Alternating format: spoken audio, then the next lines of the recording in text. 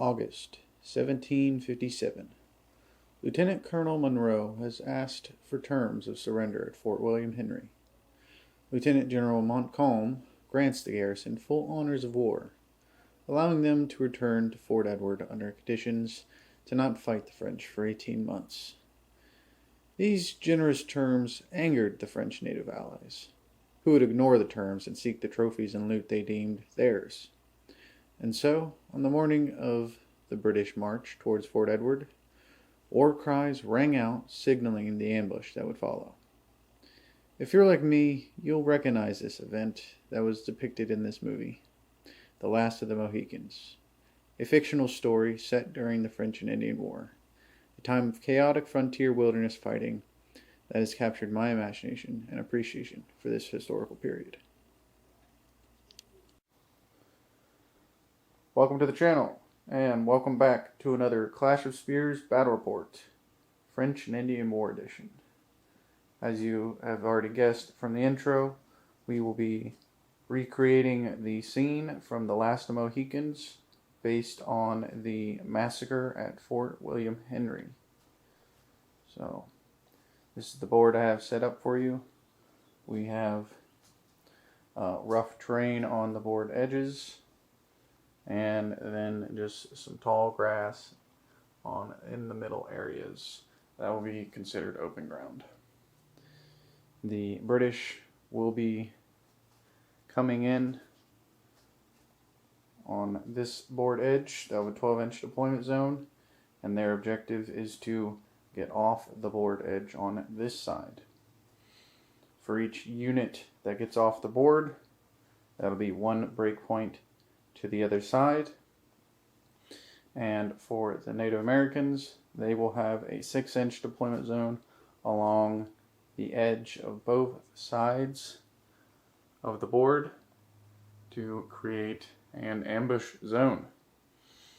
They will have the normal kill points to get to the British breakpoints. Additionally, the British will have 2 units of 4 civilians that if either one of those units are destroyed, that'll be an additional breakpoint for the British. So, with that, let's go ahead and take a look at the units and see what kind of traits they got. And this is the Native American Ambush War Party.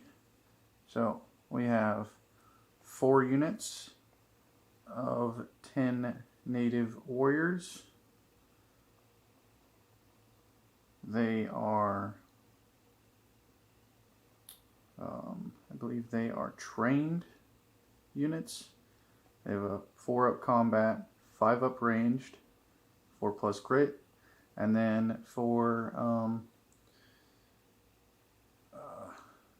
survival's sake, since nobody has any real armor during this time period, and armor affects the save of units in Clash of Spears, I've decided to just give them a base up of a 6-up save for all the units in this scenario. And then for their traits, they have Skirmish Specialist. So while in loose order, they'll get a +1 to their save. And they have Combined Arms, giving them +1, or not +1, but rerolls of 1 and against in combat or defense for melee. And then for their leader, we have a level 4 leader right here. He's marked out by the red feather on his head. So he is a level 4 leader. And so he has a 3 combat, 5 ranged, 3 grit, 6-up save, and 3 wounds, 2 attacks, and iron will. And then their breakpoint is every 6 casualties. So let's go ahead and take a look at the British. And here is the British forces. We have 4 units of British infantry. We have 2 units of 10 and 2 units of 6. They have 4+ combat, 5+ ranged, 4+ grit, and a 6-up save. Their traits are volley, rotational fire, and drilled. So while in close order, they'll be able to move 4 inches straight forward with drilled. Rotational fire, they'll be allowed to negate 1 reload marker if their first rank fires. And then they will gain no fatigue for that shooting. And then volley, while in close order, enemies shot by this unit add 1d6 to morale rolls. And then we have 2 units of 4 civilians, since they were included in the march from Fort William Henry. So they are inexperienced troops. 5-up combat, 5-up ranged, 5-up grit, 6-up save, and then I've given them a homebrew trait that I've called Hide. That will give them a +2 to saves when being shot. So if the unit is being shot up, they're ducking into the grass, taking cover, even though a +2 save. That is up until within 5 inches. They will no longer get that save. And then in close combat, they are extremely vulnerable. So, and then moving on, we have a level 4 mounted leader here. That is the group or the force leader. And then we have a level 2 leader as well. Level 2 has 2 wounds and Iron Will. And then level 4, 3 wounds, 2 attacks, and Iron Will, along with being mounted. So, with that, we will go ahead and deploy and begin the battle. Alright, we have deployed. So, I have a 10-man unit in the front with the civilians in the middle. Another 10-man taking up the rear with the 6-man infantry on the flanks, and both leaders on the flanks as well. For the Native Americans, we have 1 unit of 10 here in the middle area on the left side, and then the other 3 on the right side along the length of the board. And the leader over here in the middle, I initially had him as a level 4 leader. I decided to bump him up to level 5 just based off of the range from his units and being only 1 leader. So with that, we will go ahead and roll initiative. And a 2 for the natives and a 3 for the British. The British will activate first. Alright, starting with the British, I activated my 10-man column, which moved forward twice using 2 of their actions.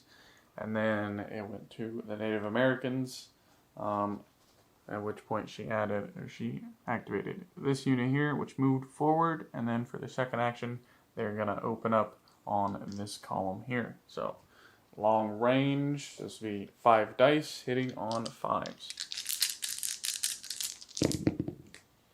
And that is 2 hits. And then that'll be 2 6-up saves. Nope, I don't. So that I take 2 casualties. And then 4 crit saves, or grit saves. This will be 4 up. So I passed 2, failed 2, so I'll take 2 fatigue for that. And then they will take 2 unloaded tokens. Any other actions? Nope, not for them. Alright, back to the British. Alright, next up for the British, this 6-man column moved forward twice. And then for the third action, they're going to fire into this ambushing unit over here.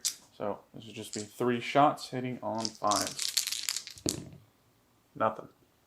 Alright, moving on. Back to the natives. Alright, next up for the Native Americans, this unit over here moved twice and then is now going to shoot into this column here. So once again, half dice. For clarification, the Native Americans are in loose order while my British infantry are in column or in close order. And then I've decided to allow them to move in column, and then for shooting's sake, they'll be able to change facing during their shooting action.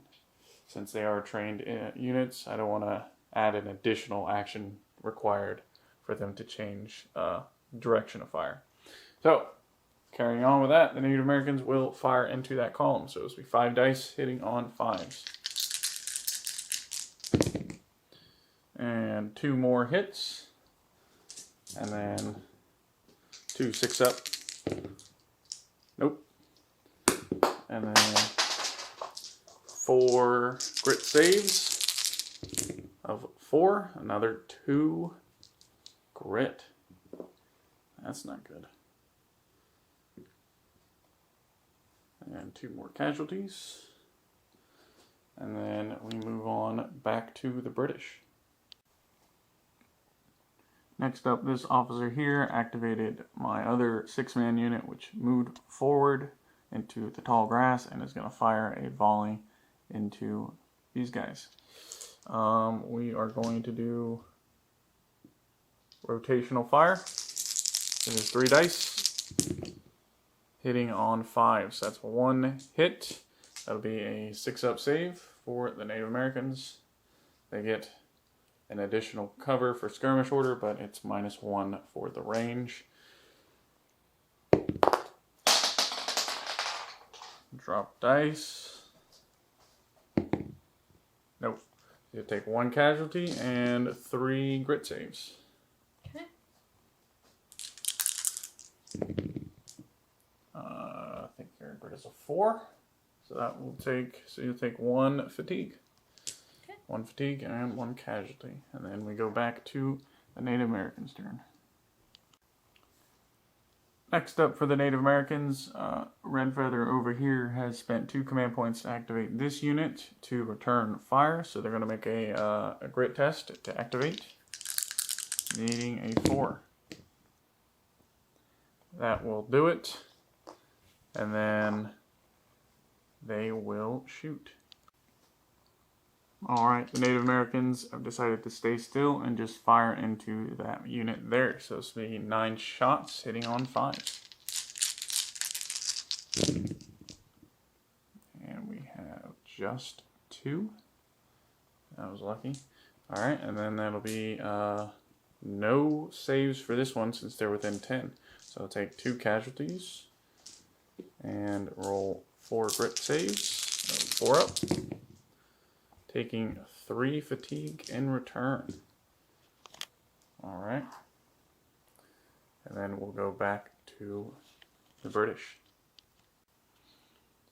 Alright, so continuing on for the British, I moved my civilian unit forward 3 times, hitting forward towards the board. And then the Native Americans just had 1 action left. So she brought her leader forward, and then I continued to push my civilians forward again. And then for my last action, I moved this column forward twice, and now I'm going to fire into this unit here. So this will be 5 shots with rotational fire, and this will be hitting on 5. And that'll just be 1 hit. And that'll be 1 5-up save, which she does not make, so she'll take 1 casualty and make 3 grit saves. failing all 3. So you'll take 3 casualty or 3 fatigue, bring in to 4. That was pretty good. And then, so that is 1, 2. Yeah, that was 3 actions. All right, so I'll take 1 unloaded token, and then we will, and then that will end round 1. And then, so any unit that did not activate more than 3 times, or 3 times, will get a rest and lose 1 point of fatigue. On to the next round. All right, round 2 initiative. 1 for the British and 6 for the natives. They will be going first, and we'll see what they activate first. All right, for the Native Americans, the unit that was in the wood line has decided to move forward twice and then make an all-out attack move on this infantry unit here. So this will be 10 attacks on the British. I've decided to defend. So 10 attacks hitting on force.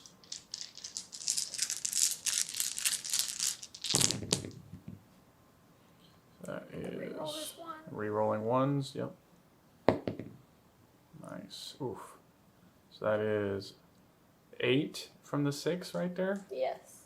Plus 1 more for a total of 9. Okay. And then I get to make 6 defense rolls with that. Needing 4s, just 1. So I block out 1 for a total of 8. Mm-hmm. And then this will be 8 6-up saves. I need at least 3 for anybody to survive. Nope, just 1. Alright, so that unit gets wiped off the board immediately. Quick and bloody, as the Native Americans unleash their volley and then go charging out into that column to lay waste. And then they will take 3 fatigue from that. And then we'll move on to the British's activation. Alright, and for the British, I activated this line unit here. So they made a movement to get all lined up against the Native Americans here. And then for their second action, they reloaded. And then for their third action, they're going to fire into this unit here. Not going to use rotational fire this time, so they will get 2 unloaded tokens. So 10 shots hitting on 5s. And that is 4 hits. And that'll be 4 6-up saves.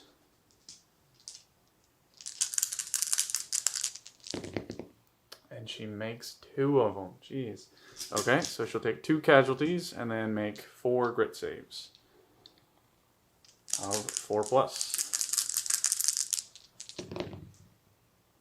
Failing 3 of them, so she'll take 3 fatigue, bringing her to 6. So that's good at least. And then with that we move on to the Native Americans activation.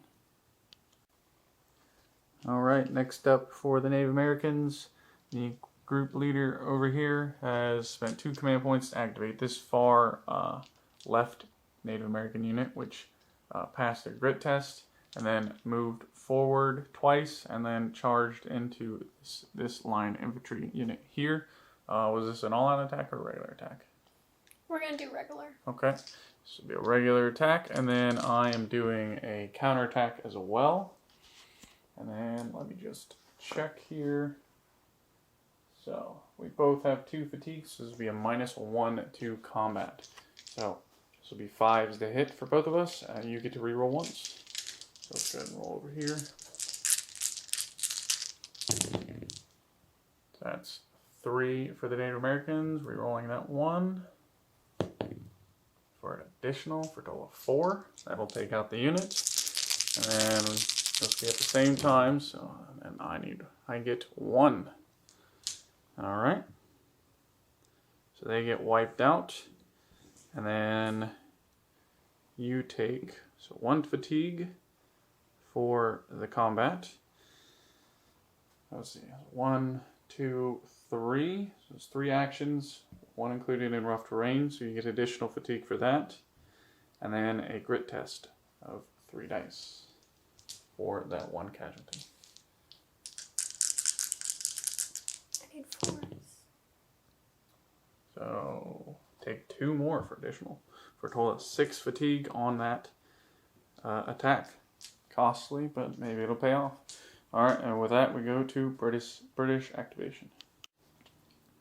Alright, next up for the British activation, this leader here activated the 6-man unit here, which moved, and then second action reloaded, and then for their third action they're going to fire into this unit right here.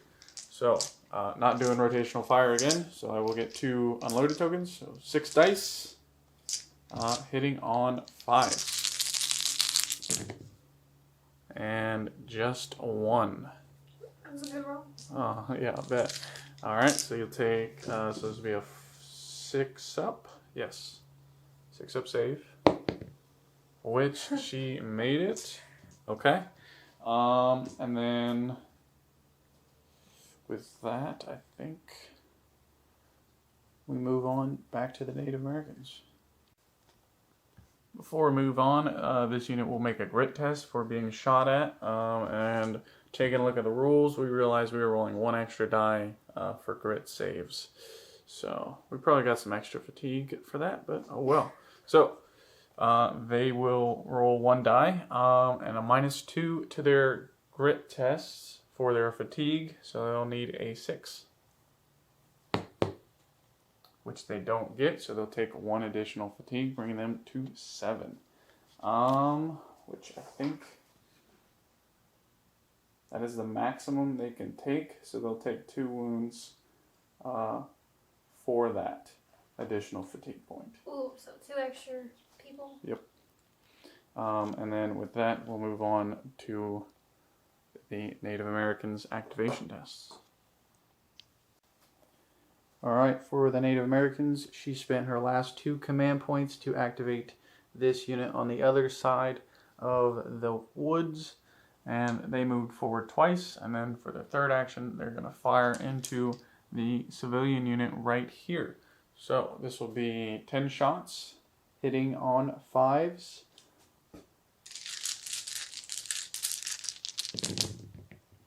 Oof. So that is, what, 5 total hits? Looks like it. So 5 hits on the civilians, and then I get a 5 up cover save. So they have a 6 up save, +2 for hide, bringing them down to 4, and then +1 because they're within 10 inches. And I just saved 1, which is not enough. That civilian unit gets wiped off the board, bringing me to my 3 breakpoints and an additional breakpoint for destroying 1 civilian unit. So with that, we move on to the British. Alright, so for the British, I had free reign to do all my actions since the Native Americans spent all their command points. So I spent 1 action to move my last civilian unit forward 3 times, getting up to there. The lines have been broken. It is now every man for themselves. So they're booking it towards the board edge. Maybe they'll get there, maybe they won't. Next up, my level 2 leader, I moved up and attached to this unit here. And then my level 3, I decided to charge into the Native American lines to hopefully, since they're at 6 fatigue, hopefully I'll get some extra casualties on them. So, 2 attacks. I'm going to do an all-out attack. So any 6s will double.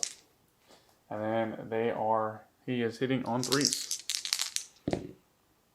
So that is just 1 casualty, 6 up save. And she makes it. Jeez. Alright. Actually, 6. Nope. -1 save with 6 fatigue. So that is a fail. She wouldn't have been able to make that regardless. So she'll take 1 casualty and then roll 2 fatigue dice or grit tests, needing 6s.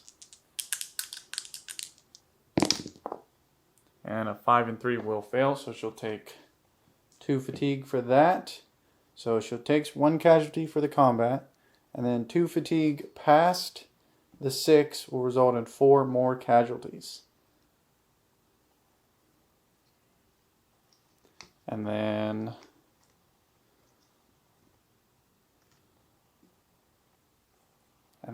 since that is double, that unit might be destroyed as well.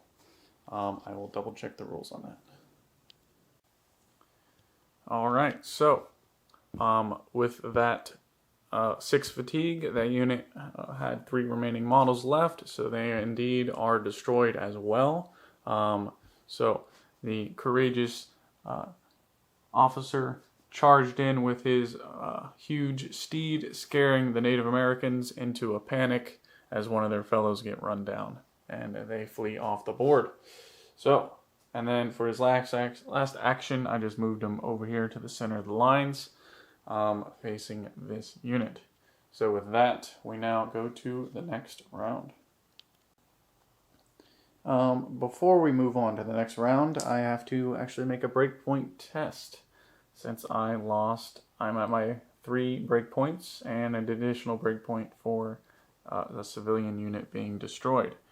So this would be 3d6. I have a grid of 4, so -1 for the extra breakpoint. So I'll need 5s to pass. So I need at least 2 5s to pass, or the British will break, and that'll result in a Native American victory. So, and that right there is a failure. 3 failures result in the British lines breaking, as the rest of the soldiers and civilians break formation and run for their lives off the board for a Native American victory. So, over a little quickly, it was a bit of a test of rules, seeing how this would work, but I think it worked out all right. If you guys have any suggestions on how I could improve this scenario, let me know in the comments. But for that, thanks for watching.